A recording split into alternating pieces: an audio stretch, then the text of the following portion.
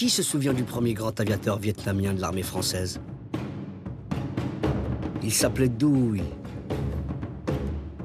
Il était entré à Saint-Cyr à l'âge de 21 ans en 1904, après des brillantes études d'agent de Sailly. Sous-lieutenant d'infanterie en 1906, il est affecté au Maroc.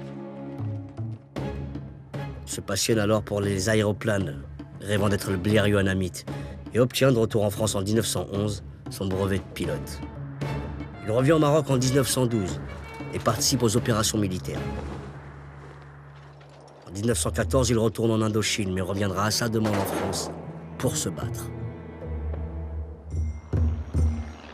Il participe alors à de nombreux vols de reconnaissance. Mais en avril 1915, alors qu'il était en mission dans de terribles conditions atmosphériques, il se crache. Les séquelles physiques sont très graves. Les médecins sont explicites. Il ne pourra plus jamais piloter. Il faut être doublement courageux car je suis français et anamite, affirme Du Huy, qui demande à revenir alors dans la Légion et obtient exceptionnellement le commandement d'une compagnie. Le 9 juillet 1916, alors que de nombreux anamites ont rejoint le front, il est tué lors d'un assaut meurtrier.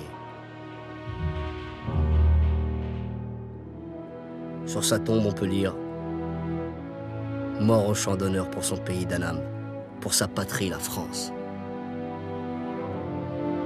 En 1921, son corps est ramené au Vietnam, où son histoire a déjà rencontré le mythe.